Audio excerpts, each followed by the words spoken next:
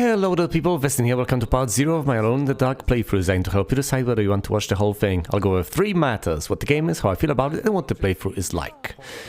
Alone in the Dark is a survival horror game from 1992. It actually holds the Guinness World Record in the niche category of being the first 3D survival horror video game. It is an absolute genre-defining classic, featuring limited inventory space, a fixed camera, scarcity of resources, and an atmosphere of Lovecraftian horror. I don't approach games looking for something to be upset about. I'm very forgiving to the extent that if I'm not having fun, I assume I'm probably playing the game wrong, or am not in the right frame of mind. Despite that, Alone in the Dark has made a very poor impression on me, and here's how. First of all, let's get it out of the way, the 3D graphics are laughably bad, but I don't hold that against a DOS game from 1992. I have a personal anti-nostalgic distaste for early low-poly 3D that I do not have for low-res 2D pixel graphics, but that's on me. I can, however, blame the sound. The sound effects play every so often and seem to signify absolutely nothing, though you can argue that this creates an atmosphere of dread and uncertainty.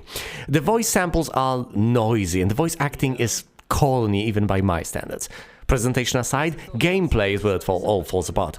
First of all, you get instant deaths, and unpredictable ones at that. Don't worry, however, since you can save anytime and anywhere. As a result, on your first playthrough, you will either save compulsively or replay long stretches of the game, which kills any tension the game might have had.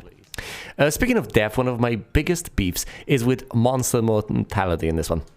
Some monsters you kill in combat, some with quest items, and some are invulnerable. So far so good. You might think that, like in pretty much any other game, you kill tiny monsters with weapons, big ones are invulnerable, and bosses you destroy with items. That couldn't be further away from the truth. Speaking of monsters, I understand that they sometimes get stuck in scenery, though one just appears as a huge horizontal graphical artifact instead of blocking your path like it's supposed to. The biggest issue with them, however, is the design. It's so confused. I still don't know if the creepy ones that feast on human flesh are actually zombies, but the ones clearly presented as gargoyles are something else entirely, which can leave you stumped. Most egregiously, I kid you not, there's a haunted cigar in this damn game. Finally, there are the controls. I'm not about to complain about the static camera. I get used to it and its placement is actually pretty reasonable. What I do take exception with is that this is a PC game, and all the buttons I get are up, down, left, right, inventory, and use.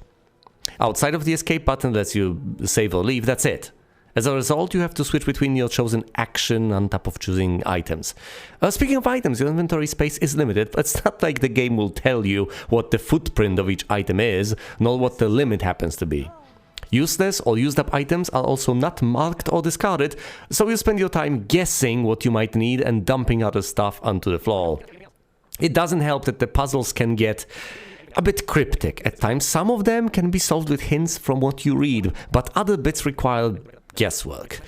Other minor gripes are that combat tends to be quite anticlimactic, and that you can't wield your lantern while using items or searching. I originally started playing this on Halloween, expecting underwhelming graphics to be overshadowed by brilliant design. Needless to say, the expectations were not met. But this should be significantly more bearable to watch than it was to play, especially after I cut out all the confused meandering and the pointless deaths.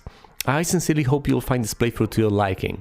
Thanks for watching, and you will see me elsewhere.